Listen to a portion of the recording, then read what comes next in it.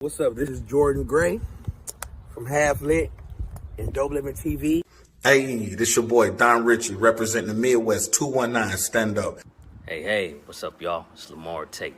This is your girl Monifa.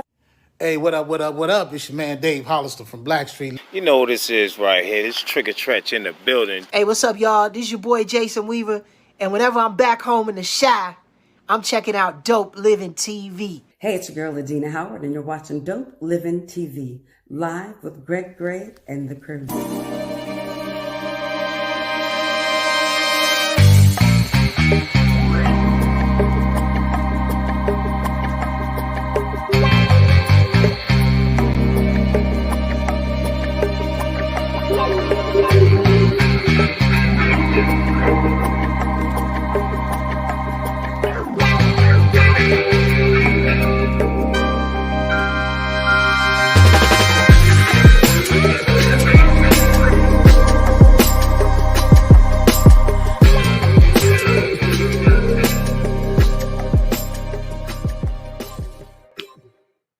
Yeah, man. What's up? It's your boy Greg Gray, Dope Living TV live. Let me uncategorically say that the views that are expressed on this Dope Living TV live are not necessarily the views of Dope Living TV or its affiliates. All right, y'all. So there's a lot of news going around today, yesterday, day before yesterday. And I mean, a lot of stuff's going around in the world, but why do we always have to hear about rappers going to jail, rappers dying, rappers doing this, rappers doing that? It's an art form. I love rap. I love rap. Okay, but I get tired of seeing these stars getting in trouble. You know, I mean, what is it about that? Why can't they stay out of trouble? Are they just prone to trouble? Are they, I don't know, is it the need to stay close to the hood to keep your rep up or whatever? You know, I don't know. Is it a need to stay and let the past dictate your future? I don't know. I'm not a rapper. But Marcella, you're not going to tell me what to talk about, but she put up in her Being profile. You can talk about it when you get on here. Matter of fact, I'm gonna let you on last now. Go ahead, Gina. Don't do it like that. Reprimanding. Trying to choose my words for me. What's going on? You got it. Hey, Tree. Yeah, man. What's up, Tree? What's going on? Everybody say what's up to Moby? What's happening, y'all? Chilling. Everybody say what's up to her. You know what? Ain't Hey, no Marcy. man here trying to help Hey, you Marcy. out. You ain't gotta help me out. I say what I say, and I don't say what I don't say. Help me out. Anyway, hey Mo B, hey Gina, how y'all What's doing? going on? Hey, Ike, Hey, you turn to Gina. You trying to help Ike? How you gonna help Ike? Get out of here with that. But anyway, welcome to the show, everybody. So yeah, these rappers are just they're going crazy. Okay, so right now the latest is about the Atlanta rapper Young Thug and Gunner. I think it was last week before last. Fulton County District Attorney, they charged Young Thug and Gunner with an indictment of more than 80 pages for allegedly participating in street gang activities and violating the RICO law. Now, the RICO means racketeer influence and corrupt organization. And that law was originally designed to fight organized crime like the mafia. So why would you pin a RICO charge on some rappers? Well, I don't know. Well, yeah, I kind of know. I mean, we all know because they're rappers, they're black, you know. So, and I'm not gonna put the color thing on it, but they're rappers. So we're gonna get into it. We're gonna have some people come on, hopefully, and talk about it. But let's us four who aren't rappers and who are old, let's talk about that situation, man. wow. So, I'm looking, you know, it goes way back. It really goes way back, but it wasn't as, I'll call it, stupid as it is now. These rappers today, they write in their lyrics what they're going to do, what they, you know, they sensationalize the money, the drugs, the gang banging, You know, if you come around my way, I'm gonna cap you. I'm gonna shoot you. I'm gonna do this and that. Okay, why would you do that, knowing that now that the feds, police are always watching, they're always on YouTube, they're always on TikTok, Facebook, employees, all of those people, they're watching. So why? Somebody kick this off. Why? It sells. Hmm. It sells. I mean, One. sex sells too, but Yeah, and there's a lot of that also in Yeah, but music, television, and all. you know, like I think we had this conversation more about the rappers, the facade of being whatever, Mhm. and even if there's a little truth to it, I mean, ask Ti. If there's a little, ask Snoop Dogg. If there's a little truth to it, you're gonna get caught up. You know. okay, well, my problem is this. You know, you got a lot of these rappers. I listen to rap. My son is a rapper, right? And Mine too. they have great music, and their talent allows them to get out of the hood. It allows them to live a lifestyle that they probably never dreamed of, but now they got it. If I'm a rapper or if I'm getting all of that, you're never gonna see me in trouble. You got examples like LL Cool J. I would say Will Smith, but you know, too late. Um, he's slapping folks, but you got examples like that. Um, never got in trouble, been in rap forever, never got in trouble, but you got these guys now. And I don't know, is it like we've been talking lately about the change, the new age against the versus the old age. Mhm. Is it just what they do? I don't know. It's unbelievable sometimes when I think about some of the songs that get past the A&Rs and onto the radio. You know, everything from the nastiest thing you can possibly think about to the most vulgar thing you can possibly think about to the most uh, violent thing you can think about. I mean, back in our day, "damn" was too close to a cuss word to be on the radio, and they censored. And that was a while back. I mean, again, like you said earlier, I think it's sensationalized. And if it's gonna sell some records, guess what? They put it out there. They don't care. Because too, there's been rappers out there that speak of this lifestyle, Yeah. and then people put them on blast like you have no clue about that lifestyle. Yeah. But again, it goes back to it sells. It's what's selling. That's what people want to hear. Yep. I looked at some lyrics to some of these raps today, and I had to just stop because I was like, okay, that's a whole different foreign language for me. I just could not understand some of that stuff. But you know what? You're saying it sells and this and that, okay, but you got to differentiate the sales and getting this money with the hood. What's Okay, happening? so you get to a point where you got this money now. You got this money. At what point In other do you words, say, I'm good? I'm good now.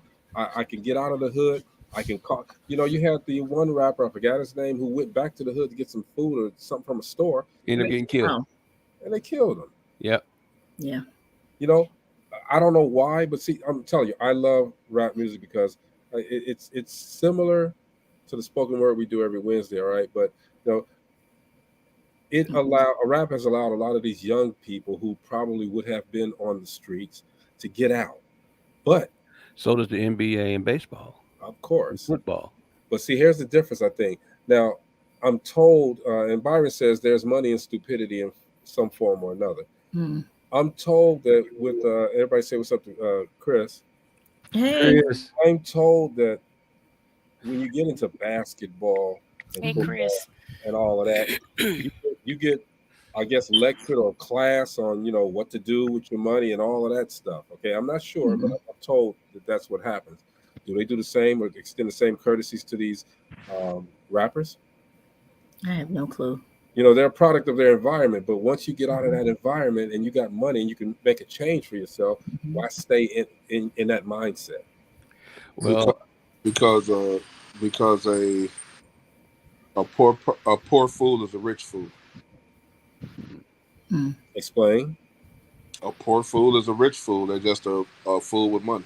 yeah. Oh, wow. Or socially, Wants or to emotionally.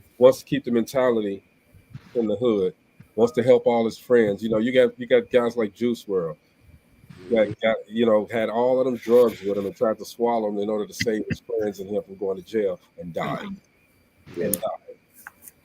I mean, the situation is more. The main thing that we're talking about is not the stupidity. It's not the not thinking things through. Today's topic is more of similar to the Roe versus Wade topic. Mm-hmm. Well, I mentioned the RICO, all right? Yeah. And I do not think that the RICO should have been done to Young Thug and them, because that was used for drug racketeering. Okay? Yeah, And for the mafia. But it's been around forever. Mm-hmm. Used it towards rap music. That's what Concord Affiliated got locked up for. Mm-hmm. The exact same thing. So it's really taking away your First Amendment right to say whatever you're entitled to say speech wise. And second, it's only used in rap music, which is majority what? Black. Oh, wow. It's not used in any other form in any other genre of music but rap music. Now, here's something that's interesting too. So, and I was looking at something, I forgot what it was, but if you're going to go off or get mad at these rappers for having these suggestive lyrics, for doing drugs, for doing this and doing that, you better get some of these rock and rollers too. You better get some of these punk rockers too, okay? Go ahead, Maurice. No, I was thinking there's only one problem when you start going after people for songs. I mean, again, a lot of people bring up the First Amendment. Yeah. And it holds true for a lot of folks. Actually, it saved rap. It's a crutch. It's a crutch, but it's a crutch that we got to bear, because without it, a lot of stuff with racism and things would never ended, And it's censoring creativity as well. Well, yeah. I don't know what to say. I just say you got to remember that they have a right to their words too. They do, but they don't have a right to be offensive. They don't have a right to curse people out. That right there cuts borderline to me. But again, these are some of the most creative individuals on earth, man. They're very creative with theirs. All right, so I agree. This is what I gotta say, and I've been saying this forever. Mm-hmm.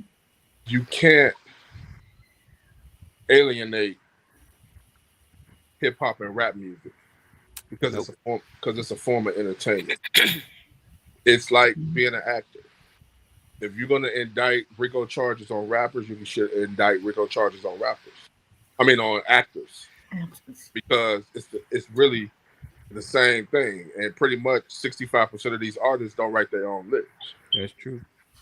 You know what I'm saying? So you can't take a situation of, okay, he said he did this and did that, and take it for merit and word. You know what I'm saying? Entertainment. That's what they talk about. Like when you see these mafia movies, these action movies, these American History X and movies like that, when you see those type movies, you're not going to those actors and be like, oh, well, you did this, you said this, oh, that was a racist word, or doing any of that. You only do that in rap music because it's majority black, majority melanin people. But I'm going to jump in on this. But if the rap music included Jewish people in their lyrics and said negative things about the Jewish population, rap music would cease to exist. Well, the Jewish people own everything in rap music, right? So the whole That's Ruben. Yeah, I mean the whole like the hip hop didn't become Jewish until they started the record labels, the major record labels. Right. You know what I'm saying? It was independent. It was black owned. It was for us, and really the reason hip hop really came about is because they wasn't telling the news correctly in the urban area. Hip hop was the urban news. That's what it was when it first came out. Yeah. And then once the corporations got into it, it became Business. different. Yeah, business, but it became different genres. It was hip hop, it was fun rap, gangster rap, love rap. You know what I'm saying? They start putting labels on it for them to make money, though. Right. So that's the difference. But like I said, it's a form of entertainment. It's not. You can't take everything from it, even though I hate to say it, some of these rappers are falling into that trap that you have to be quote unquote real to be a rapper. Right. See, and I think this is what Young Thug and Gunna got caught up in too. Okay, now, but let's talk about the RICO for a moment. Okay, again, RICO means racketeer influence and corrupt organization. All right, so what they're doing, they're taking Young Thug. Now, see, they got all of his people too. So now that makes them a what? An organization. Even though they're just friends and people that work with them, they make the lawyers, prosecutors are making it look like this is a gang. Yes. Yeah. But you know why? They're not making the group as individuals as a gang. They're making the record company, which is a licensed organization, look like a crime organization. Which and it's called Young Slime Life. It's it's collective. SYL. Yep. I mean, YSL. Yeah. And they're labeling it. The prosecutors are labeling it as a street gang. Yeah. Right? Yeah. And Young Thug is the leader, the founder. So I don't think that this RICO law should apply to that. The other reason it applies to that, because in Young Thug's music, he represents the blood culture in his music. Yeah. Which is the biggest gangs on the West Coast, but around the U.S. it's one of the biggest gangs. But it's the reason they got the RICO law charges is because they said that what Gunner and Thugger and a couple more artists rapped about, the affiliates that's affiliated with the record company. That's how the RICO came into play. Now, let me ask you a question. If it had not been for Young Thug and his group building the 100-acre studio, yep, and that's probably the reason, because they were getting too big. Yeah, and they was feeding their community. Yep. When you feed your community, it happens with everything. Mark Garvey, Malcolm X, it happens with all of them. Find a way to down. They're either gonna kill you or they're gonna put you in jail. One or the other. So it goes from walking or driving while black to rapping while black. Exactly. No, it's only shit while black. That's true. RWB. SHYT. Well, do you think there's some lack of maturity as well with the rappers and what they're doing? I mean, when you're 20 years old, we got to go back and think what we were doing in our 20s. Yeah, I had a conversation with a young lady today that used to rap, and she told me that she went and wiped out every song that she had. She deleted, she got rid of. Even the people who had the songs, she asked for them to get rid of it. But the simple fact that she looked back at it and she said, now I have a son. I didn't want my son to hear what I was rapping about. And so I think it's has to do also with maturity and where they are in their life, you know, when it comes to that. Because once you start having children and you get more mature, you don't want that stigmatism of what you've been rapping about. Well, it does, but it goes back to parenting of what we talked about yesterday. You know, I was able to walk a clean path and still be able to listen to Eazy-E and NWA or rappers from the East Coast, South, and Midwest, is because my parents and my older cousins and my uncles and aunties sat down and was like, this what this means. This what that means. This is the crime doing this. We don't have parents that do that nowadays. You know what I'm saying? most kids are sneaking listening to this music. That's true. You know what I'm That's saying? true. When I did it, like I told you, the first album I bought with my own money was Easy Does It by Eazy-E. That was the first album I bought with my own money. And the only way I was able to get it was my mother had to walk me into it because it had the parental advisory sign. So my mother had to walk me in for me to get it. When I first played it, she said, "Boy, what the hell is this?" That's what she said. And it said, "Well," and it goes back to what we talked about before. She's like, "I'd rather for you listening to it in my house and get an understanding of it so I can explain to you what's going on than you out in the streets listening to it and not able with the mindset to comprehend what they're talking about." Right. So that's what we don't have nowadays. We don't have, I'm not saying we have bad parents, but it goes back to what we talked about yesterday, kids raising kids. You know what I'm saying? And the kids that's raising the kids don't have the mature mindset to give their kids valuable information so they'll understand what they're listening to. So, for clarification, so are they trying to charge them because of what they said in their lyrics? Yes. Okay, so Using there. it as evidence. So I know some state senators in New York introduced a bill, rap music on trial, which would prevent art, including song lyrics, from being used in criminal cases. So did that ever go through, or? Not that I know of. That's the reason. The reason they're able to get caught up is two things. One is that they had evidence of the crime that happened. And two, they tied that evidence to the crime that happened to the lyrics that they were talking about. And you know, most of the lyrics are talking about killing and drugs and things like that. Just because you're rapping about it, don't mean you can hear it. You can hear from the streets what's going on, and you're like, "Oh, I'm gonna put this in the song." Blah blah blah. Now they have you on RICO charges because you're talking about the evidence that they already have and been looking for in the case that they have. Because, like I said, it's not being reported. Like when they talk about kids and people getting shot in Chicago, they're not telling you the whole story of how many people is actually getting shot in Chicago. You know what I'm saying? They're giving you enough to be like, "Oh man, they're doing the fool over there." They're not giving you all of the information of what's going on in Chicago. And to be honest, they're not giving you all of the information that we might get banned and blocked today. That the police is doing some of the shooting over in Chicago, that's killing these and starting these gang wars over. Come on. Well, you know, they to be honest, it started way back before now. Excuse me.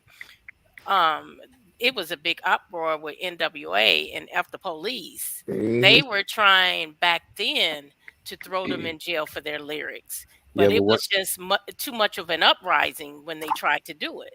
What kept them out of jail, though? Freedom of speech.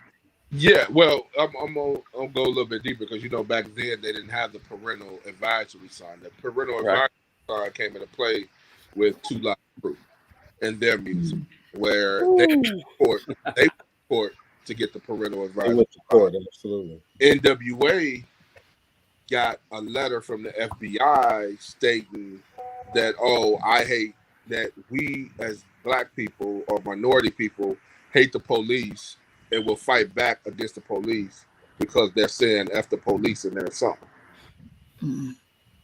So that was the turning point of it. That was 88. I believe 2 Live Crew was in 89 or 90 when they started doing the parental advisory stuff. I think it was 89 when they started doing that. They had to go to court. They won in court. They were like, "All right, we'll do a parental advisory sign."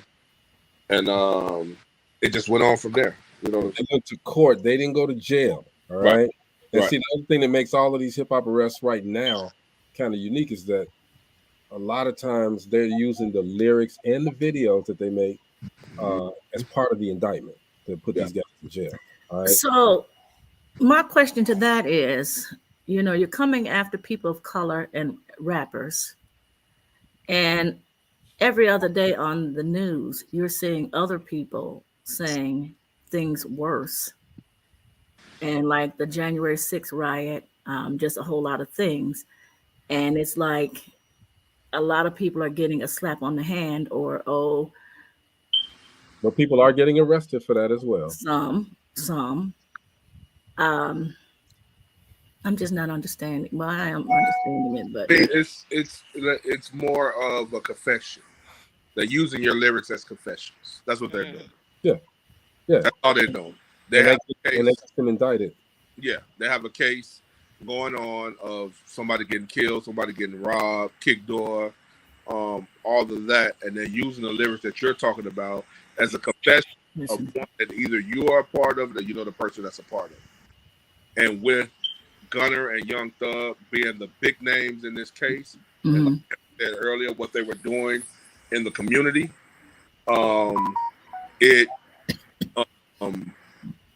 it made it easier for them to go after them because they're the names. Now they have it over all the news that Young Thug and Gunna are the ones that we have on these racketeering charges with YSL, and with them being the name and the global entities that they are, now it's worldwide because how big they are and how big rap music is now. But you said it earlier, Chris, that because you rap about doing this and doing that, that doesn't mean you actually do it. All right. Right. And but I'll call it the white America. They, when it comes to the lyrics that rappers write, they take them literally. All right. And once they take them literally, they put it in everybody's mind that, hey, they're bad. Just like, you know how they did NWA. They're bad people. So let's watch them. And as soon as they make one little mistake with their lyrics that we can get them, we're going to get them. So my thing is, why, if we know this is going to happen eventually, why do they keep putting it in their music? Why do they keep putting it in their music? Because it sells. Yeah. Always. I mean, it's pretty much like, but it goes back to, like you said, they put the stigma in their head that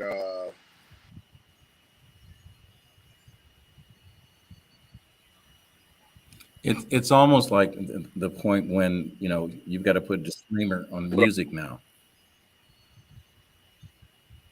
Go ahead, Chris. You got Bobby Shmurda. You remember Bobby Shmurda? Yes, I don't know Bobby Shmurda, but anyway, before my time. Good rapper, no, not before your time. It's a good rapper. I don't know who that is, and I know I was well into rap. I forgot the name of the group he was in. It's two young guys. Anyway, he was indicted and arrested just when he was getting big. You know what I mean? Because of what he said. Because they thought he was part of a gang because he was talking like that, and they even thought he was probably the leader of the gang. It's just ridiculous, man. The young people, they see the limelight, and they're just looking for a way out of the streets. But once they get it, they're talking about where they're from, the things that they did, or the people that they hung with did in the streets, and they make a lot of money from doing that, okay? But on the other side of that, when they talk about it, they might get a lot of time in jail for it too. So, I mean, where's the happy medium at? Why is it, this goes back to us being who we are. All right. You guys say melanin, I say black. All right. It goes back to us, who we are. James says, I guess before rapping, you will have to say a disclosure, views are expressed on this music. William Murph Dog, he said good stuff. The views that are expressed on this video are not necessarily views of me. Come on, man. You can't do that. And it's getting worse and worse. But if you notice, it happens in every walk of life. As soon as we get to a position, no matter what our craft is, they create a law or create a system that blocks it. I mean, you look at, going through the civil rights movement, every single one of our leaders that have people following, somehow they're systematically at a young age disappear. Now they're doing the same thing with music. You're taking your words and using it as a confession. What is not a confession? It's like Chris said, it's entertainment. We may not always agree with all the lyrics or whatever the case may be, but it's no different from me waking up in the morning and copying everything that Kobe Bryant did it and being sued for copyright on Kobe Bryant. I bet you any money, man, that we could disseminate some of these country songs, and they talking kind of reckless, and nothing will ever happen to them. Why? Because it's country music. All right. Oh, we know about that sting right there here. It's country music. So at what point are they going to start criminalizing Never rap music? Or in that case, hip hop. Period. Well, even look at rock music. Every rock head had talked about buying drugs and doing the girls and and all this other stuff, and it never became a crime. And it will never. But it's not still going like rap neither. Tina James says, "Look at child care. The other race didn't care for children; they had brown nannies. All right, they realized the money that they can make, and now they're out of competition. I mean." I don't know. So how do we? I mean, my thing is, I guess a simple solution is, don't say it. Don't put those lyrics there. But then you won't get the residuals from it. All right. No. Okay. One thing that I think they can do is to metaphorically express themselves. Put a lot of metaphor. My son puts metaphors in his stuff, and I'm not going to keep talking about my son, but he puts metaphors on his. He doesn't rap about drugs or gang banging and because that's not what he does. All right, my son like women, and that's what he raps about. But he's not disrespectful, and he uses metaphors. Can metaphors change the way, or are you going to start breaking down metaphors and saying, okay, well, that means this, that means that? And Excuse me. Well, okay. It's hard. Go ahead. I'm not a big hip hop fan. That's just me. But if we start telling them, okay, you can't say this, you can't say that.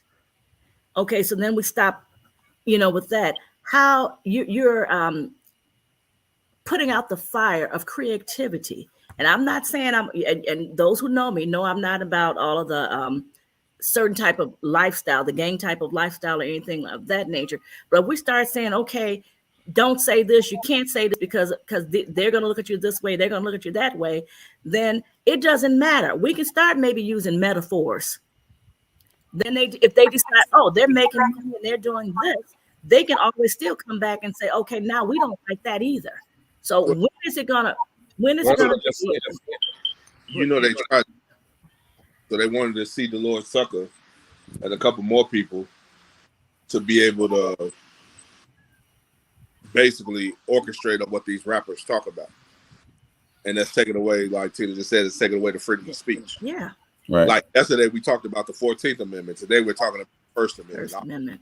Yeah. Mm-hmm. But you know what? Anytime government or officials can't get residuals in their pocket, there's always a problem. If there was a way to stream some of that money into the pocket of those individuals, they wouldn't have a problem with it. Yeah, that's true. But you got to look at it this way too, Jana. If that happened that way, that's like playing dirty cops. Yeah. Because they still going to arrest you. Ain't nothing going to change when they pull you over. You know what I'm saying? They see the thing. I'm not going to say it's the main reason, but one of the reasons they treat us the way they treat us is one, we're melanin, powerful, powered by the sun. The second thing is that the way we rap in our music, they take that as, okay, we'll do that to them too. You know what I'm saying? When IC had Cop Killer, he was getting pulled over every time he pulled out his house.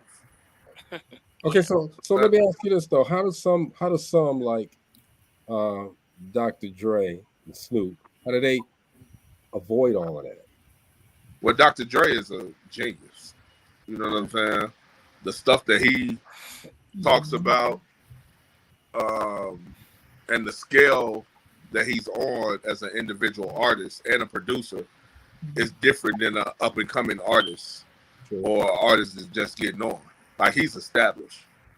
You know what I'm saying? He's pretty much like our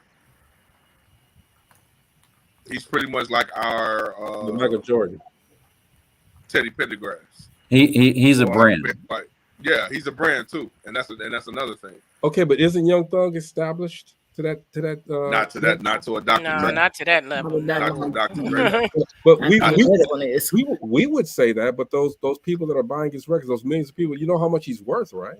Yeah, yeah, but you got the people that's buying his records are people that's normally 25 and younger, right?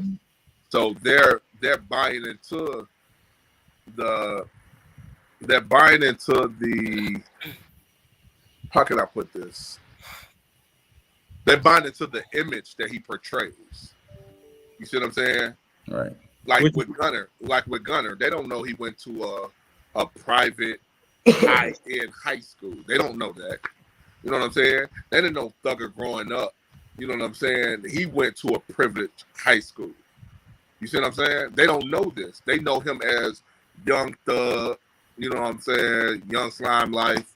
You know what I'm saying? That's what they know him as. They don't know him as who he is outside of being Young Thug. They only see Young Thug. When they see Young Thug, what do they see? Him throwing up the blood sign, him talking about blood culture, and that's what he's doing. So that's what you see. If finding out the information about their past, would that make it any better?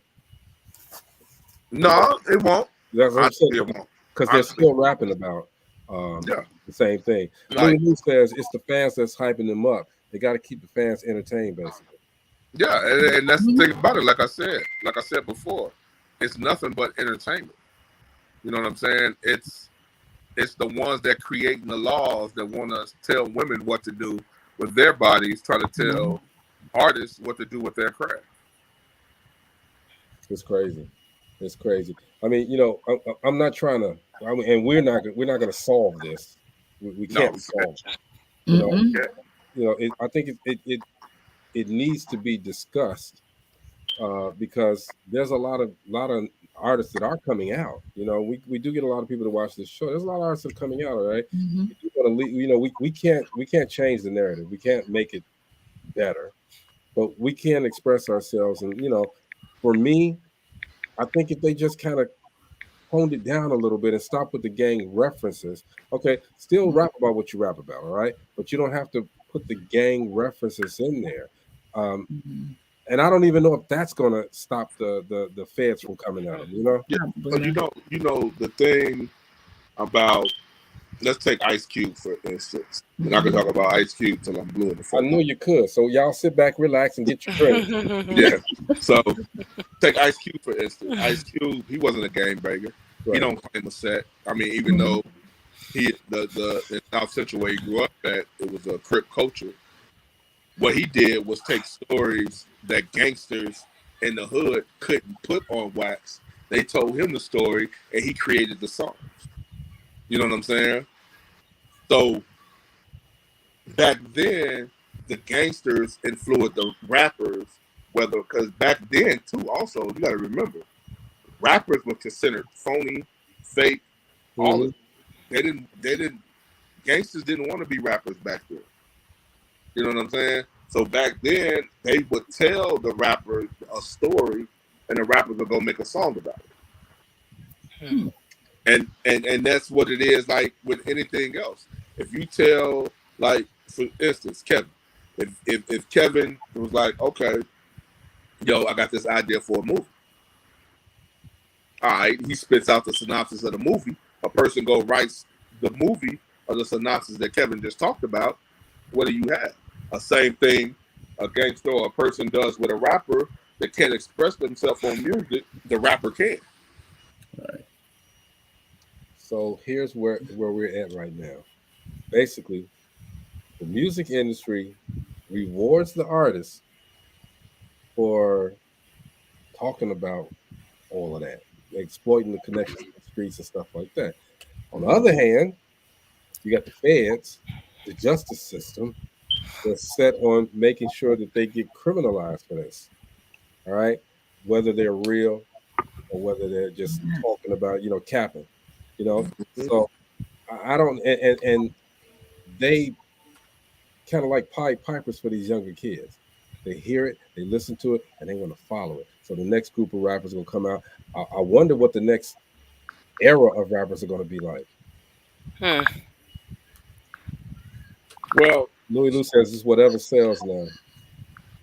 yeah. Well, I mean, the first part of it is,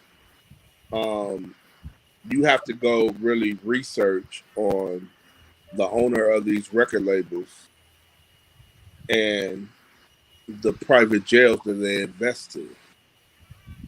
Well, See, that's another thing that a lot of people don't know about is this investment that they have into private jail systems and things of that nature. That's also running the record labels of the black people that's talking about these street cultures and their street stuff and their shooting stuff and all that stuff, where they were able to use this RICO law, because you got to remember in 1970 there was no rap music. Right. That was for the mafia. Exactly. Mhm. And what did rapper culture basically grow big off of and wanted to be like in their music? The mafia. Right. So are they using the RICO law towards rappers because they're saying it goes hand in hand. Well, that's how they prosecuted the mafia too. It's the RICO law for racketeering and Yeah. so forth. Mhm. So that's what it was brought into fruition for, because of mafia. Yeah. Wow. I just think it's just such a double standard, man. It is. And it's something that we can't get through. Even, we always talk about, we are our own worst enemies. We don't stick together. We don't do this. We don't do that. But when we stick together against the bigger picture, we still ain't gonna win. They got laws that are just gonna shut us down. And I'm sorry. Go ahead, Mo.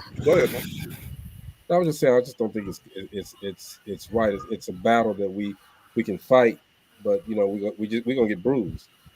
Yeah, but We have to unite. When we fight, we have to unite, and that's we have to do more than unite, though. Yeah, that's what I'm saying.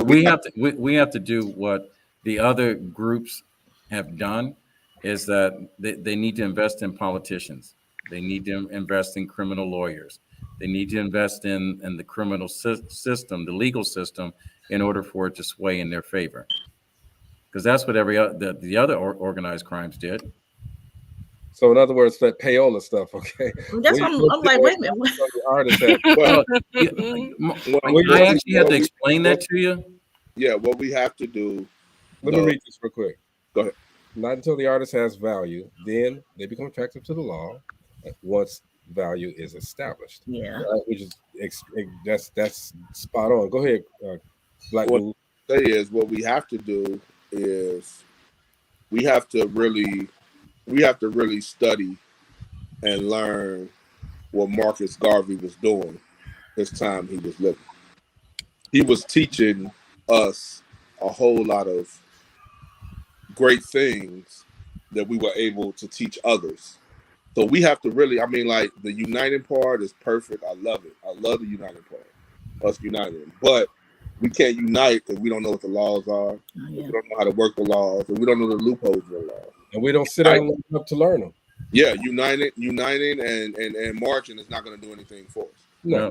Even and I hate to say this, even investing in politicians that, okay, they're going to say, yeah, we're going to do this to get your vote, but once they get your vote, they do the complete opposite. Yep.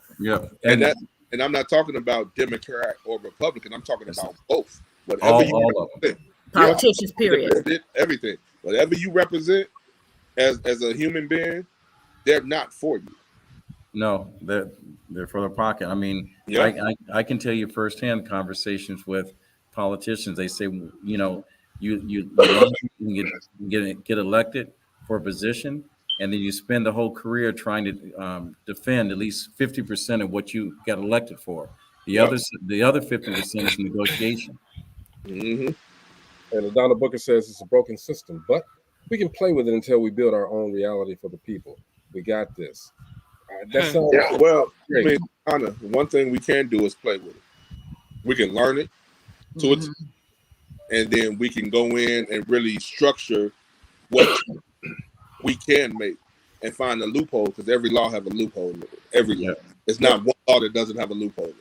Chris, when we first started doing Dope Living Live, you, me, Gina, and I was flipping between you and Gina all the time. All right.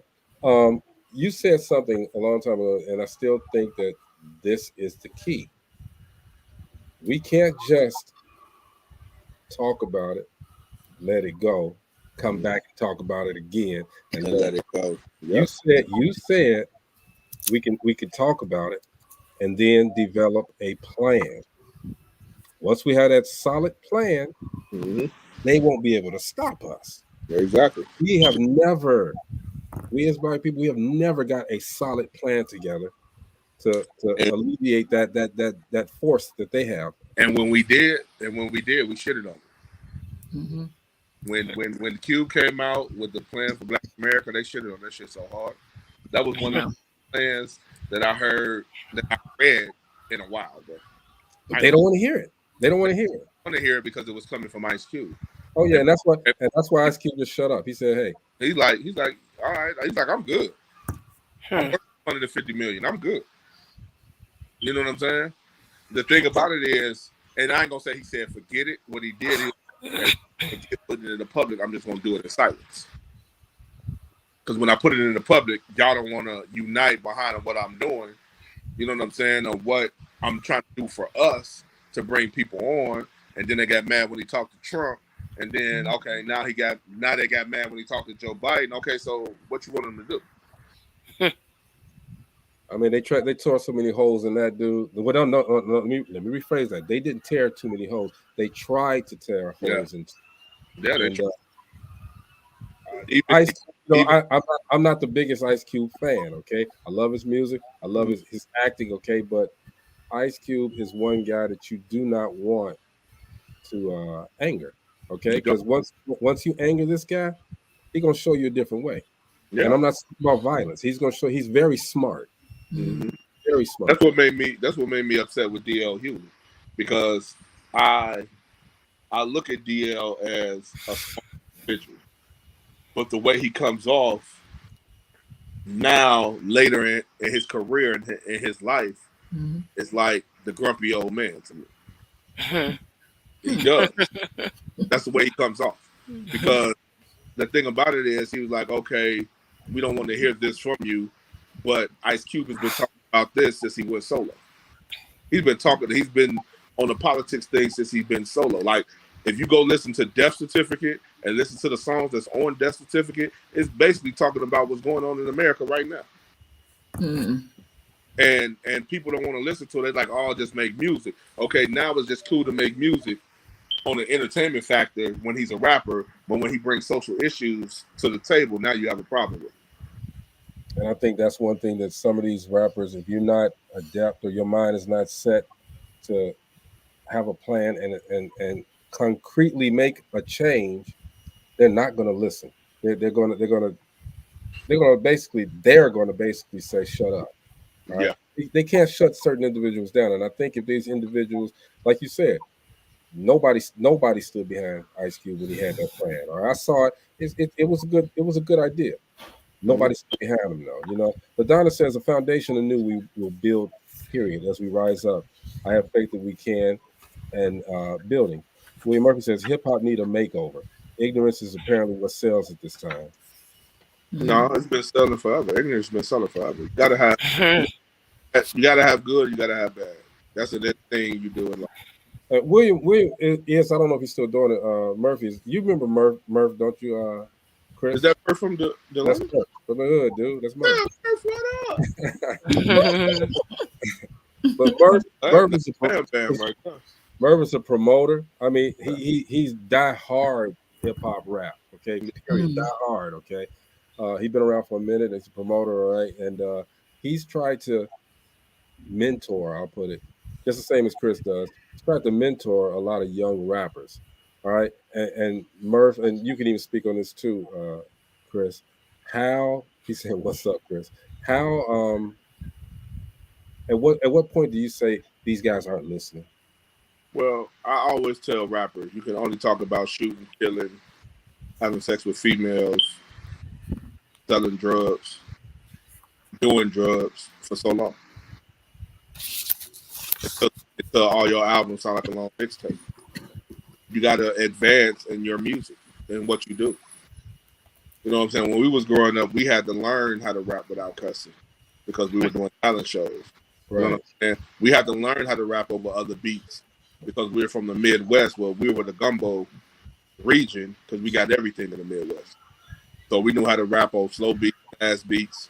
We knew how to rap on rock and roll beats. We knew how to rap on gospel beats. We know how to do all of that. Mm-hmm. You know what I'm saying? But that's how we taught ourselves. Today, it's a fad. Whatever hot is, that's what everybody's doing. You got to remember, in the 80s and 90s, it wasn't too many people with the same style. That artist didn't come out until Whoop There It Is came out. So you just made another point, okay? So back in the day, we had to learn how to make records without cursing. Right? Did the radio stations sell out because they started letting these guys bring their music, and I don't care how many curse words on there, it's just a whole record of beats. Well, you got to remember, back then, it wasn't popular to be on the radio because hip hop was still underground at that time. But they had to conform and they had to make a radio edit. Yeah, and when because like if you listen to Straight Outta Compton, the radio version, the clean version, that's not it. I used to listen to the records just so I could hear the curse words, man. But and then when they substitute these words, I'm like, no, man.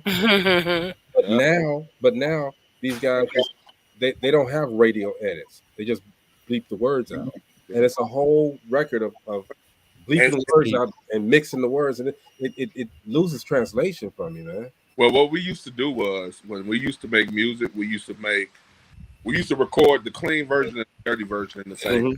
Right. We had the same songs, but that's when you come out. Basically, this is what it was. My English teacher told me when she knew that we were rapping, like we'd be in the back of the classroom and rapping, that's out the class, all that, somebody beating on the table. And she was like, it's like poetry. You have to be able, if you really can use a cuss word in this phrase right here, that means you're not using your mental to think of a word that's better than that cuss word. Right. You're using the cuss word to replace the word that you're looking for. Because it's easy to put an F word, a B word, as an S word in there. You know what I'm saying? But those studio sessions were long back in the day because it was hard to find a word that you could replace with that curse word. But back then too, and back in those days too, especially in the 90s, early 2000s, when we were doing music strong, it was, I'm not gonna say it was hard because everybody that I rap with was metaphorically talented. That's what it was. So the clean version sounds just as good as the dirty version. Yeah. But I guess it's gone now. It is. Like I said, I just can't stand listening to the radio, and every time it gets to the curse word, it's either blank or they mix it backwards. Play it backwards. Yeah. They just said, I think the radio stations they just sold out, man. And we don't have a lot of people today that has like we got a chance to grow up off of Rakim. You know what I'm saying? Even though people didn't like Will Smith's music, we had Will Smith who didn't cuss in his music until he came out with the Red Alert album. Summertime. Yes. All of that. And we had actually artists that can rap without cursing. Common. Have those rappers that curse. They don't have too many of those artists that can't rap without. Yeah, exactly. Because everybody got to say something, and I don't know. Like I said, it just loses. Like Murph said, clean version changed the dynamics of the song. Just change the dynamics. But it changed the dynamic if you don't have the vocabulary to keep up to replace those cuss words. Right. You know what I'm saying? Like if you go listen to a J. Cole album, he barely cusses in his music. But his music album was hard. Right. His music is so great because his vocabulary is different. You know what I'm saying? That's why they call lyricists and MCs and rappers. There's a difference between the two. Yeah. MC is a lyricist. A rapper is a person that can put words that can rhyme words. Right. Marcy, I know it's in you. Go ahead. Go ahead, give us that 3 minutes, Marcy. We ready. Go ahead, Marcy. It's in you. Go ahead. Get it right this time, too. Don't give us the Christian version. Hey, we need the Rico charge version. Come on, yeah, we need that part. This is rap today. Give You guys are special. Rico Law charge version. Come on. So y'all mess it up. All right. Let's refocus, regroup, and redirect. Let's hear some life coaching. From Jeff Real. Remember, Marcella. Hold up. You gotta gangster your way in here. I don't have that Hold in up, me. wait a minute. Hold up. Wait a minute. Let's redirect, regroup, refocus with life coach Jeff Relaford.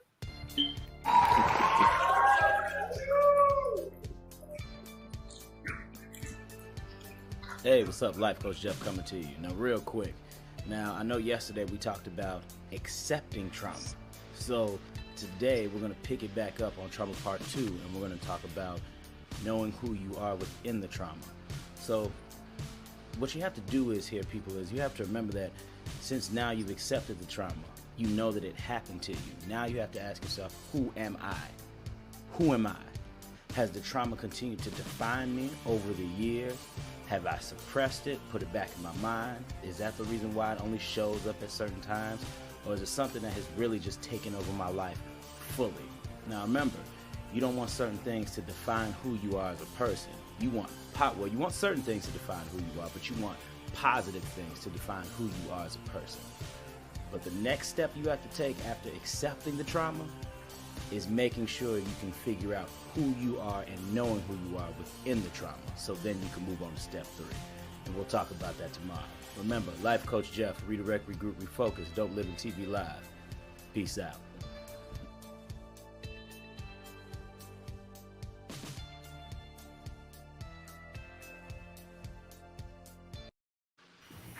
That's right.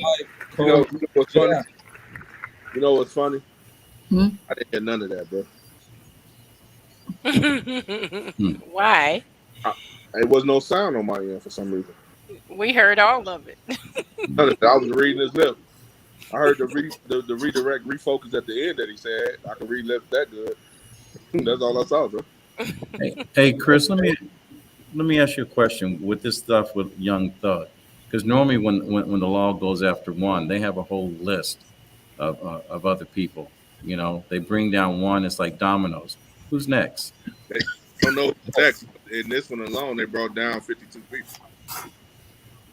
In this one alone. Yep. And then they get about 20 something from YSL. Is that what they call it? Mm-hmm. And what they're going to do is. Go ahead, Cut. I was going to say what they're going to do with 52 of them. They'll sweat down someone else until someone has so much pressure and afraid to do his time. He would lie to save his own back. Yeah. Mm-hmm. And that's what they got it. That's what. So the prime example is Tekashi 6ix9ine. I was going to say that. Just going to say that. Yeah, he talked about all the stuff that he'd do and all the stuff that he's doing. Mm-hmm. Wise went to jail and told on everybody. Now he's out walking free and they're in jail. Yeah, he ain't free mentally. No, mentally he's free. But he walking around still talking the same stuff he was talking before he went in. Yep. He got punched in the head the other day. But and that's what I'm saying. You ain't really free because somebody coming after you. Oh, somebody's gonna. He's bodyguarded up though. Okay. He's full of bodyguard to get it. The funny part about it is, I know his bodyguard. I be trying to tell him, bro, be careful, bro. Yeah, you don't want to live like that.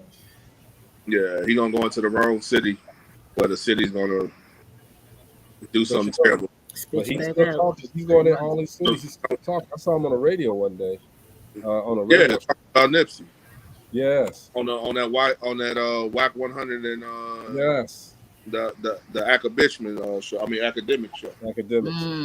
Ridiculous, man. Again, you're talking all of this stuff. Mm-hmm. Right? So you're inviting not only feds, but now you're inviting other people that's going to be like, let's shut this dude up. Mm-hmm. And at some point, that's the same thing that happened with XXX Extentio. Mm-hmm. Tentacion, I should say. I'm sorry. This guy, he talked so much stuff. Then before he got killed, he was changing. His whole perspective was changing, but it was too late.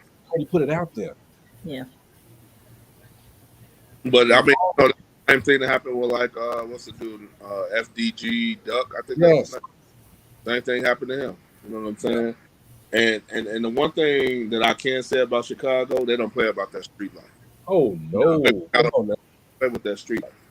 You know what I'm saying? And that's where honestly that's where the industry went wrong when they really started incorporating the actual street life into actual artists.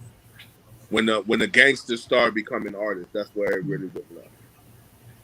And they allowed it though. I talked to my son. I'm like, we look at these videos, and I said, y'all let them in. Y'all let them in. Yeah.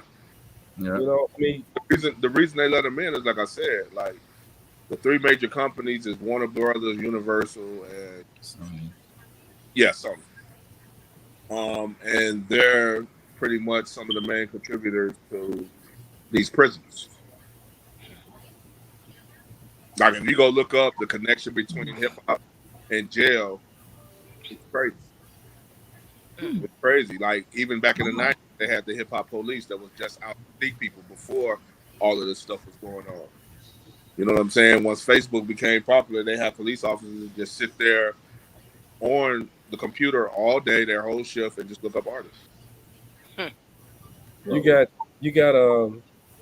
Chief Keef from Chicago, who basically almost is just silence right now. All of the rhetoric, the stuff that he's talked about, which is really his life. All right, but he got him in trouble.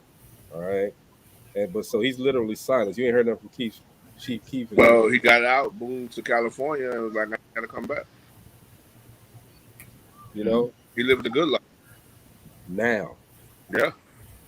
But you could have still been at home, being cool with no, he couldn't have because he almost got in trouble because you got to remember he was on probation when he did the I Don't Like That video with all the guns in the video. And then you got little who's it? Lil Durk? Yeah, Lil Durk. All of them. G Herbo.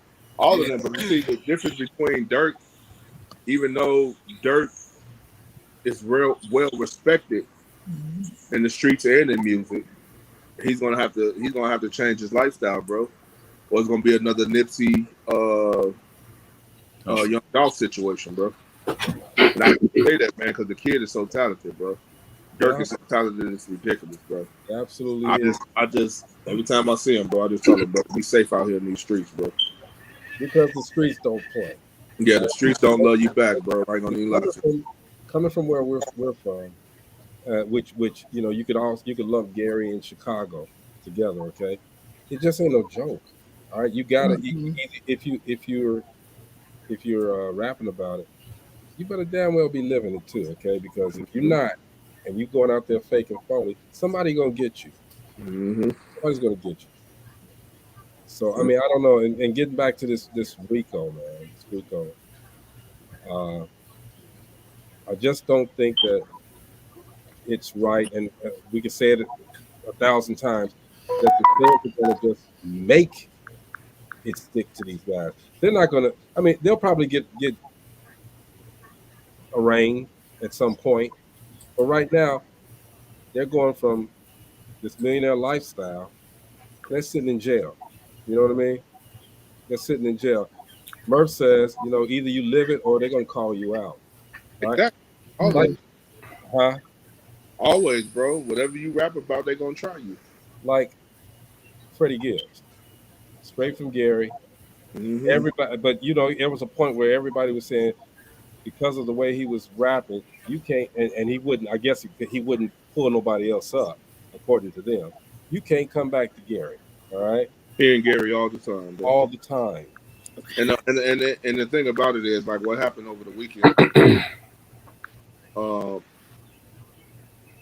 It happened.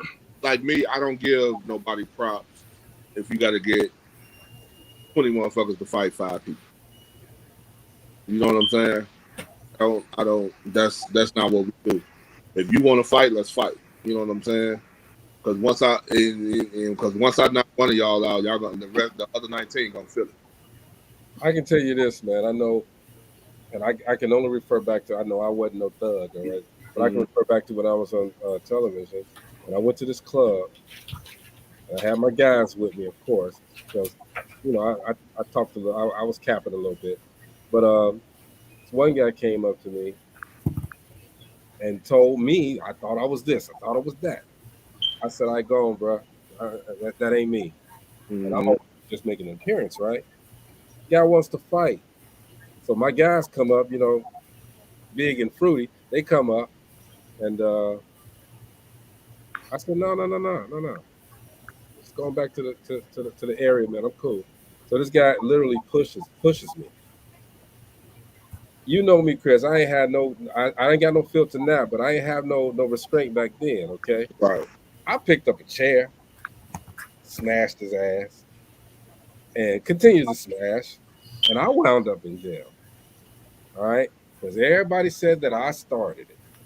Because Right. I was the celebrity, this guy wasn't, and I was. They did a lot of haters. This was in East Chicago. A lot of haters. All right, you gotta watch them too, because everybody is going to say that you changed. But it's not you that really changed, it's them and Yeah. their perception of you. And that's the thing about it, man. Like in the Gibbs situation, and some of the people that was around him back then, I'm cool with. You know what I'm saying? They probably had a falling out, but like I tell people all the time, Gibbs family. You know what I'm saying? It was the reason why he didn't take you with him. You know what I'm saying? There's a reason why he didn't bring you along all the way for the ride.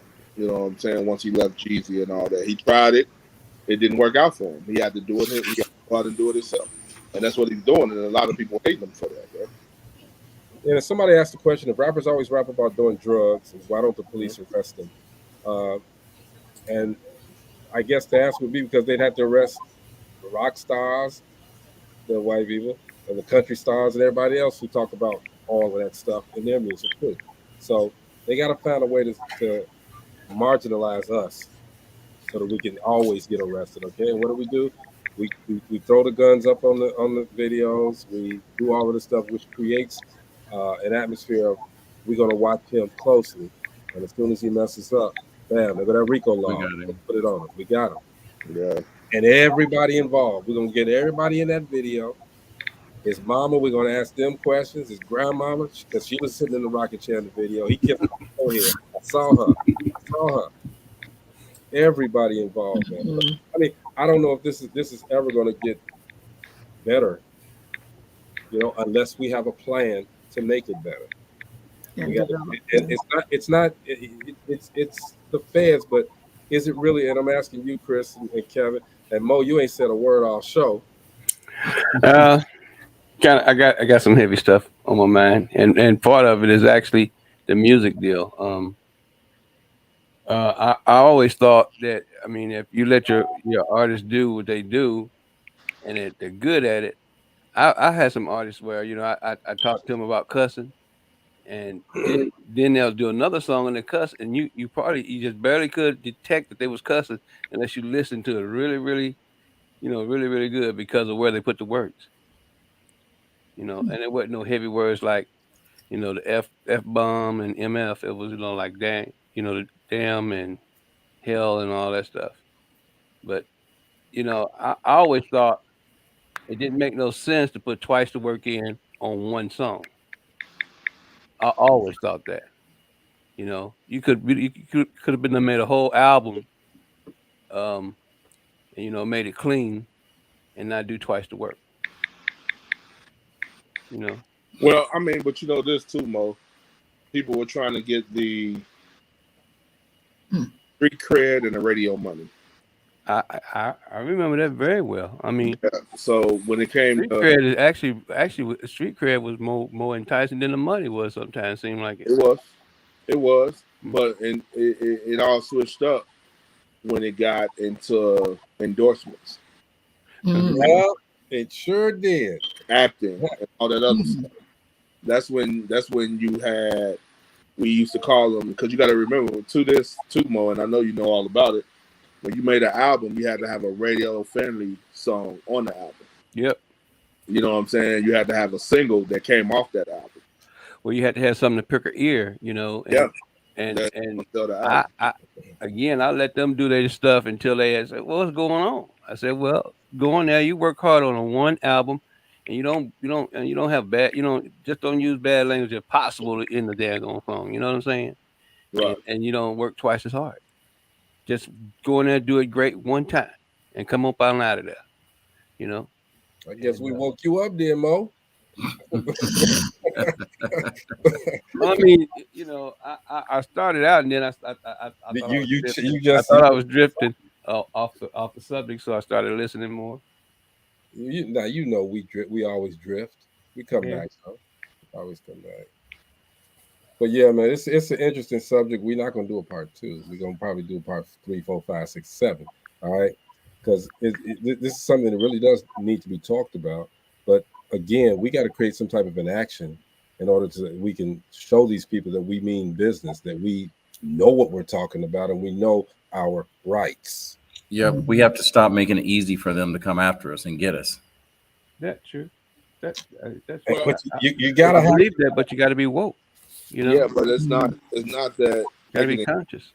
It's not making it easy for them to come out and get us, because once we're born, we're already a target. Yeah, but we don't have to accentuate that target. We don't have to make have to make it blink. Target. And we can be the squeakiest clean person. We can be Alfonso Ribeiro up in this mug and then still mess with it. Well, I understand that, but I'm saying the truth. Don't add fuel to it.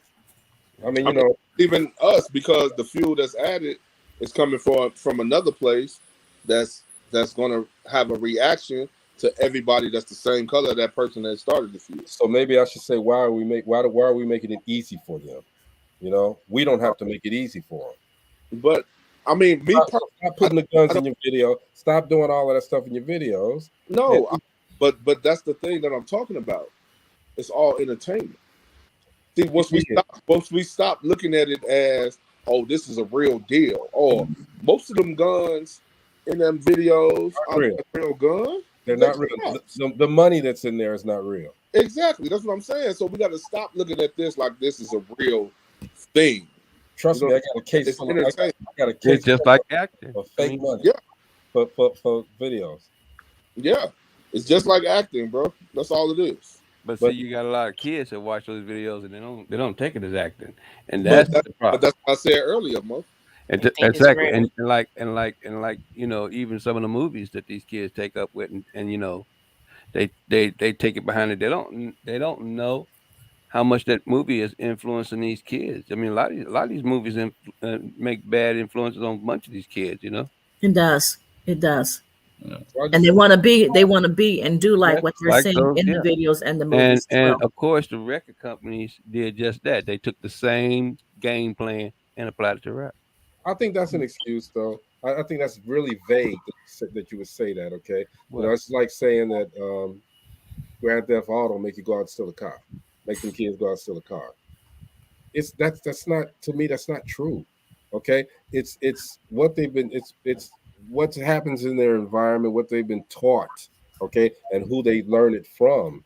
These games don't. To me, I don't know. I think that's just an excuse for somebody clinical to say that somebody clinical saying, okay, the reason he's acting like this because he's playing games too much, and he's Grand Theft Auto tells you to go ahead and steal and beat somebody across the head, and it's cool. No. I just know a lot of our youth don't have access to folk like us that's going to tell them the difference between right and wrong. So, but you know what? Some of the parents, they're grooming their children to be rappers because they know that it's going to bring in a lot of money, and not anymore. So that's what they want them to be. Used to bring a lot of money. It still does, but you got to be an entertainer as well. Yeah, you got to be that right guy or girl. Yeah, and I guess it's I don't know, but I just hope that at some point that everybody all of these young rappers that are coming up, the ones that are getting in trouble right now, they'll see, because you got so many. That's just like an average person. You got an example of what not to do. The guy that sells drugs, you got an example of what not to do, but you do it anyway, right? And the consequence. You know what's going to happen if you do it, but you do it anyway because you think that you're not going to get caught. Yep, that's what they think is not going to happen to me. Not going to happen to me, but it does. All right, and I don't care where you at. If you put it out there, somebody gonna look to take it away from you, and it's in everything, not just with this subject that we talked about today, but it's in everything concerning us, concerning white people. If we get up to a certain level, somebody gonna always try to take it away, and 9 times out of 10, it's our own people that's trying to take it away. All right, that's where that plan comes in. We need to get together. We need to create something, but we need to do it together, like our team does, right. And make it happen, as opposed to saying, okay, well, fuck that dude over there, fuck that dude over there. I'm gonna do this, and if they come around, we're gonna get them. All right. I mean, that mentality it hasn't proven successful. So we're gonna have to. I think we all should just get behind Chris. Start this initiative, and Chris, we're gonna let you lead it off. We're gonna let you lead it off. We'll start this initiative where we're gonna get everybody together, the Michael Jordans, the Magic Johnsons, and all that. Who is in this private chat? Trust me, I've tried it.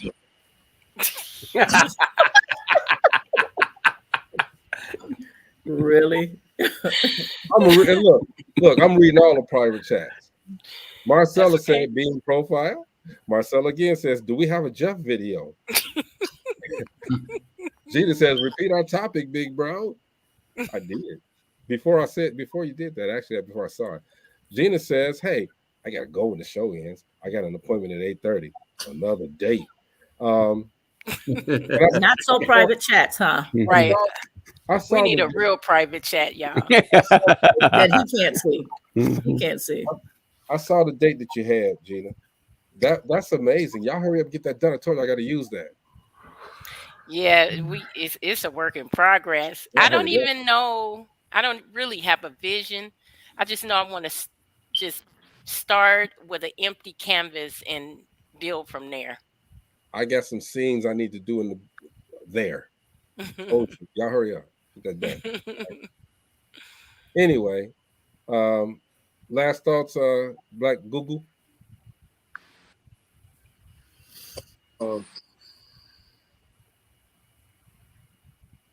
Basically,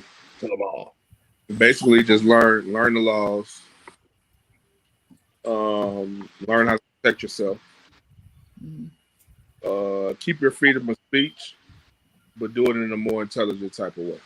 Yeah. Don't fall for the banana in the tailpipe. You said don't fall for the banana in the tailpipe, really? I like that term. That works every time. You gotta say it with some blackness, like, man, don't fall for the banana in the tailpipe. The Eddie Murphy. And you basically really have to not let the labels confine you to being who they want you, because they try to demasculize the man every day in music and in the culture, and we got to stop that ASAP.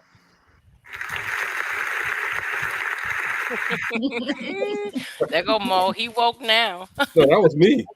Oh no, that was great. He turned into the Mo. He turned into Mo number 2. But see, mine come in when they supposed to come in. All right. That's all good though. What are you trying to say? I'm not trying to say nothing. Hey, look, mine are not timed correctly, is what he's trying to say. We need need that comic relief for Mo. We need it all the time. Mm-hmm. You all don't know. Look, we got a group of people here. We are special. Ridiculous, but it's good. They real regular and clear. It fit like that OJ glove, okay? When you put it all the way on, OJ. When you put it all the way down, OJ.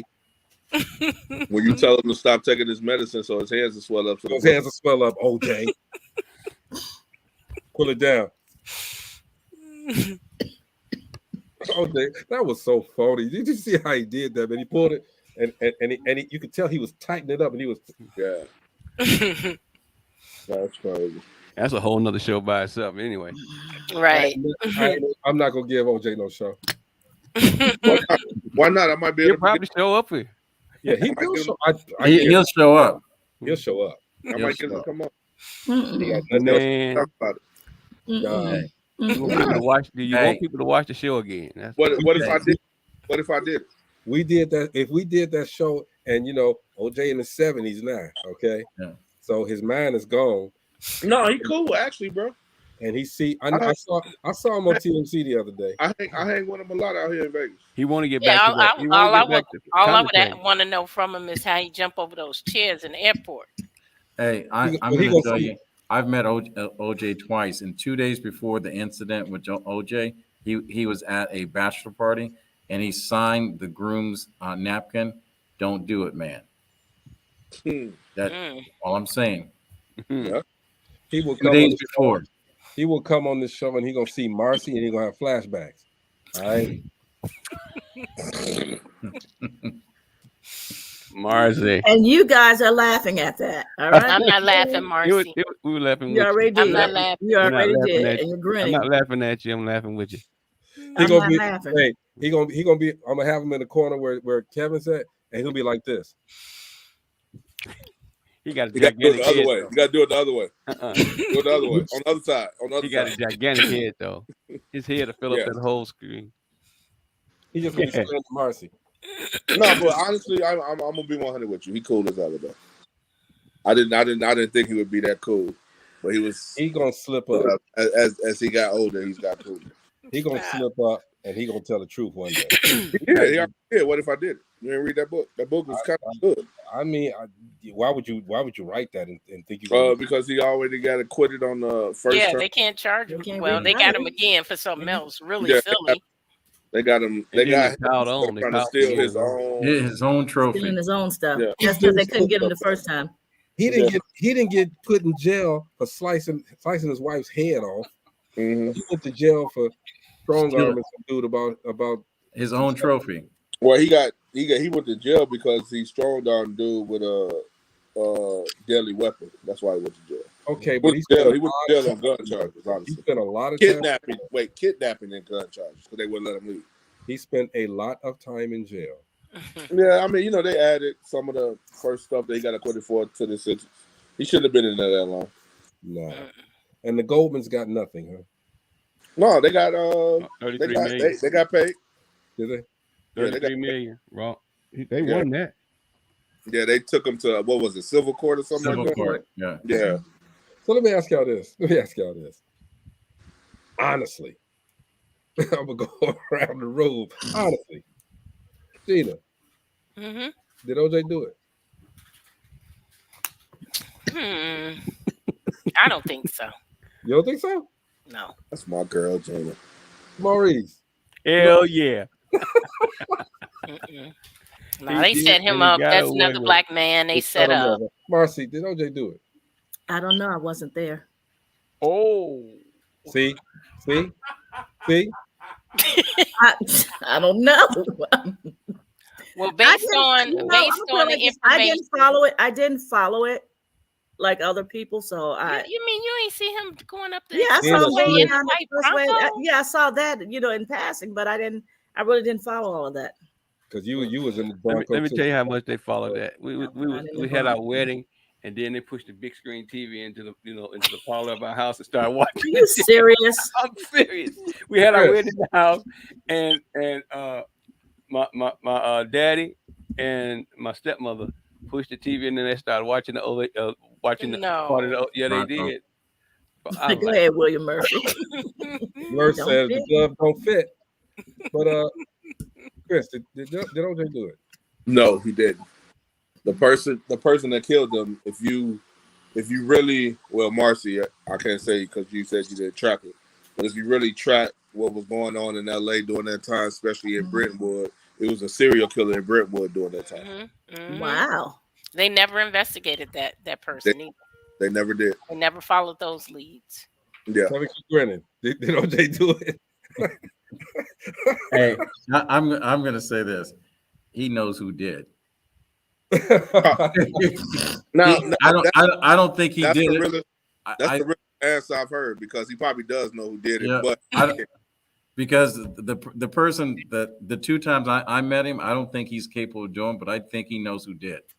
because my thing is that they said they saw him jump over a fence. At that age, he couldn't jump over no fence. His knees were shot. Oh, they was taking that back to the airport. Exactly. Hertz commercial. His knees was shot. His knees was shot in '95. Yeah. Okay, Greg, your turn. He used to walk Do you around think like Fred he did it? Sanford. Yeah. Okay, If you time look- out. if you look It's at Greg's Fred turn. Ain't no time out. It's Greg's turn. So let me ask you this though. No, you didn't answer that question. He answered You it said with a you're gonna question. go around the whole thing.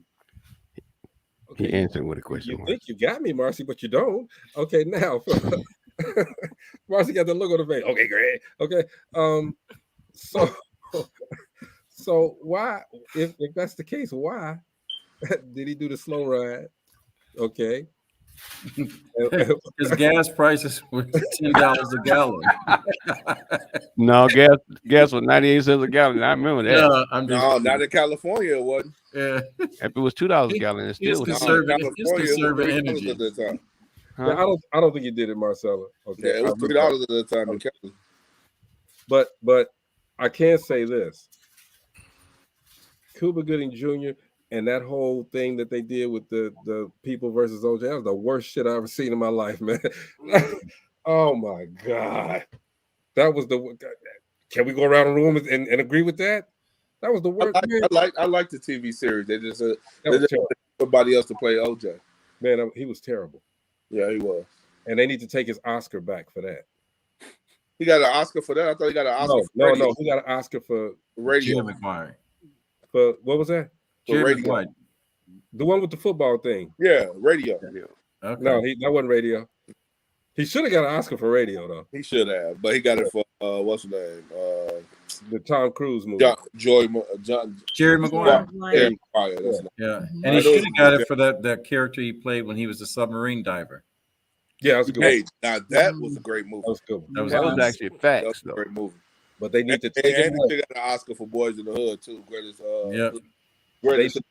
Oh, that when he was swinging in the air, man. Come on, that was. Hey, bro, that was legendary. He was trying to win trying music award.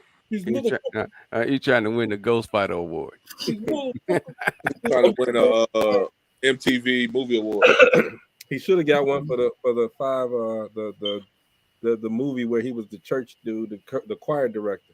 Oh yeah, that was a good one. I like. Should have got a movie for Norbert. I mean, got an award for Norbert too.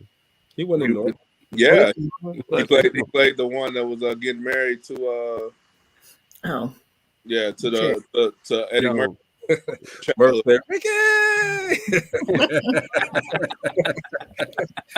Hey, that's what we should do. We should do a show where we talk about, we name an actor and we can see who can name all the movies they was in. Well, we just did Cuba Gooding Jr. and we're not doing him no more. No more, ever again. We need to take that Oscar away. We need to petition to take that Oscar away. Maguire was good though. No, but the OJ versus the People and all of that stuff, that was terrible. He was ridiculously terrible. I liked it. I just didn't like him as OJ. Yeah, it was terrible. Anyway, we were talking about the rappers. Stop, y'all. Okay, let's go around the room, man. Hey, I'm just going to say we need to educate ourselves on the system. Those of you that are out there in that world, you need to come together and protect each other. And you also got to be responsible to your culture when you're creating music. It's entertainment is one thing, but you're also educating people through your entertainment. And we got to make sure that the source of education is something that uplifts our people and not destroy communities. Yes, sir. Chris, like Google. Huh? Yeah. Oh, you want me to go again? I mean, I can go again. To add on to what Kevin said, that we need parents out here explaining these type of music the way y'all explain movies. and all that other stuff to your kids. Yes, sir. Marcella.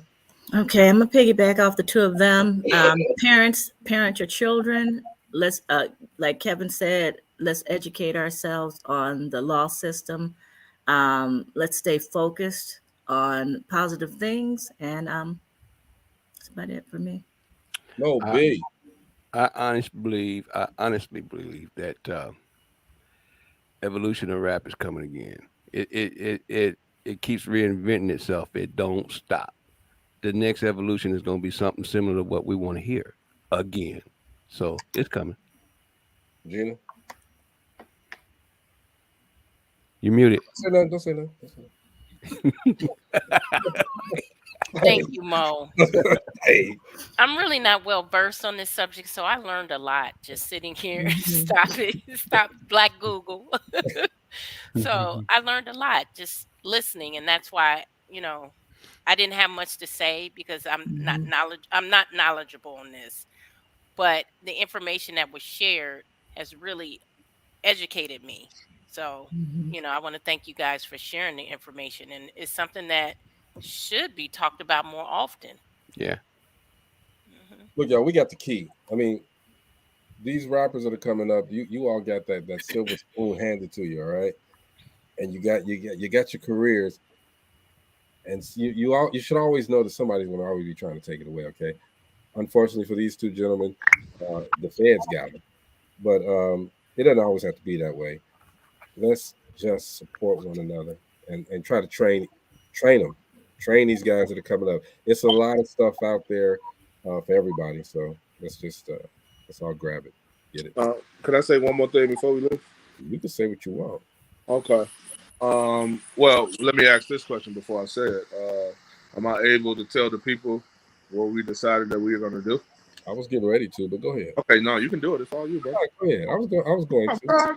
I Matter of fact, let's all take about 5 or 6 more minutes and let's all talk about it. Okay. So look, we want everybody to stay tuned to Dope Living TV Live because we're coming up with some great things and opportunities for everyone that's out there who is creative.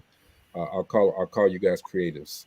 We're developing Dope Living TV Network, where we're going to allow you guys to come and do some of the stuff that we're doing. If you got a podcast, let us know. Come on here and you can use this platform, and we'll give you details once you come in. And anybody else can talk about it if they want. Yeah, well, we want everybody that always dreamed about doing a podcast, dreamed about doing a TV show, a TV series, a music video show, anything that you ever dreamed about doing. We want to be able to help you reach those accomplishments with Dope Living TV Network, where we will help you with your material, with your craft. We'll produce everything for you. And once you contact us, we'll give you full information. Yeah, this is a first-time opportunity that anyone has ever sat back in the chair and says, I would love to be on stage. If I could, I should I. You're surrounded by a group of highly talented and connected people. And this is your opportunity for content creators, be it, streaming your movies, doing your stand-up, having a platform that you have an audience that, to kind of get your chops wet here. To tell your story, to put your books, put your movie, anything. Your dream is on Dope Living TV Live. It can come true. All you got to do is do something about it. This gives you an opportunity to get started with what you want to do. I know back years ago, I wanted to start a podcast, and I had no clue, and I had no one to help me, and it didn't come to fruition because of it. But this is an opportunity for you to get out there and have an already set platform to get started on, individuals to help elevate it, and you just have have us behind you 100%. That's everything from the church network to the sports network. So whatever you got, bring it. Just bring it.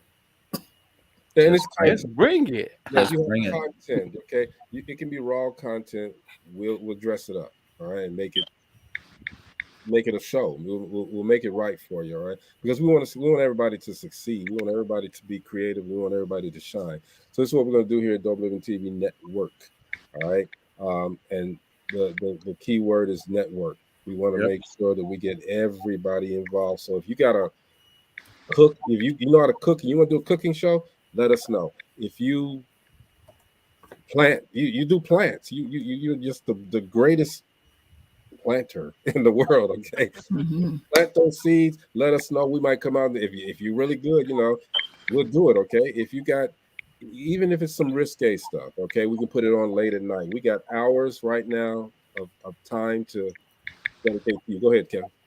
Stop putting your content on TikTok, Facebook, Instagram for free. They're making billions of dollars. Now it's time for you to put your content to where that you benefit from it. We're going to supply you with that. All right? Come home. Come home and be with your people. And we're not gonna put you out there crazy. We're gonna make sure that we want to create a schedule. So, like, say for instance, you're watching whatever, something on television, all right? Pookie TV. There you go, Pookie TV. All right. If Pookie TV is on at 8 o'clock, not 8 o'clock, at 5 o'clock every day, all right, we got you. We're gonna put it on there 5 o'clock. Chris Rock getting slapped. You'll be able to see Pookie TV every day, new episodes of Pookie TV. And if Pookie TV don't have a new episode, we'll replay an episode, but it will be that time slot for Pookie TV. Greg, you know what's gonna happen. You're gonna get a phone call and go, "Hey, may I speak to Mr. Greg? This is Pookie." I'm gonna be the CEO of Pookie TV. I'll be like, "What up, Pookie?" They call me Ray Ray. I'm thinking about Pookie from New Jack City. He calls me. But yes, that's what we're gonna do. Dublin TV Network. All right. Maurice is putting together and this guy here. Let me talk about Maurice for a second. Maurice is so good. I get the chance to do that to you now, bro. He's so good at what he does. All right. The openings that you see for Dope Living TV, Maurice did it. There's a guy, Ron Reed's coming up. When you see his openings, closings, Maurice do that. Okay. He takes his time, make sure we write. Okay. You got Kevin, the voice. That's all I'm gonna say. The voice. You got Marcy, the voice of reason. Okay. That's all I'm gonna say. Look, and me, Chris, and Gina, we just chilling. Yeah. We just chill. We the old Black Google. You got Black Google hanging in, making sure everybody else is good. I think I'm gonna do a show called Black Google. Hey, I was just thinking, I want a shirt that says "I'm with Black Google." And that's the other thing too. That's a merch. The merchandise is gonna be crazy. Yeah. Oh my God. We're gonna have merchandise, and we're gonna have merchandise for you guys too. So the merchandise is gonna be crazy. This is nothing but opportunity. All right. Yeah. And my father always told me, "Don't leave no money on the table, boy." Yeah, that's facts. I mean, in anything that you do, entrepreneur wise, you gotta look at it as you going out to eat. When you go out to eat, do is give you your utensils. They give you bread. They give you glass. They put ice in the glass. They put your drink in the glass. They sit it on the coaster. They give you a straw. They give you a menu. That's even before you even get anything to eat. And we got bonus. We're gonna throw the napkin on your lap. Yeah, pop it even. And have someone playing the violin too. Yeah. We're gonna have all of them Red Lobster people on TV talking about happy birthday, whatever it is. And we're gonna have Marcy sing to y'all. Okay, on that note, no, Marcy. Marcy, I said on that note, you're supposed to hit a note. Stop it. Wait. Leave Marcy alone. Okay. I'm not. They're not phasing me at all. Marcy, I'm gonna do a show. How can I get to Marcy? How can I get to? Only reason I said we're gonna have Marcy sing because every Thursday she's at choir. Thursday she at rehearsal. We can record that too. And then wait a minute, and then she come on at 5 minutes before we go on, and she got like 1,000 words to say. Because I have to get mine in. Or she reintroduces Jeff. Yeah, I know. Soon after. Wait a minute, hold on, wait a minute. Wait, stop. Wait a minute. What are we waiting on? He already did it. Let's do it again. I did like this. I go. Look, everybody looking like, what? She talking about, hold up. Wait a minute. Hold Let's up. do it again.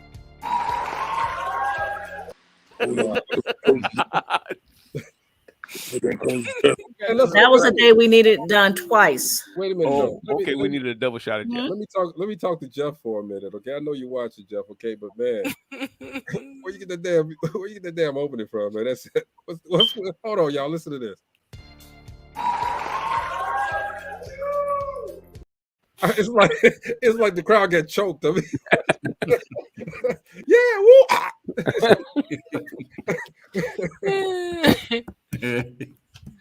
Jeff,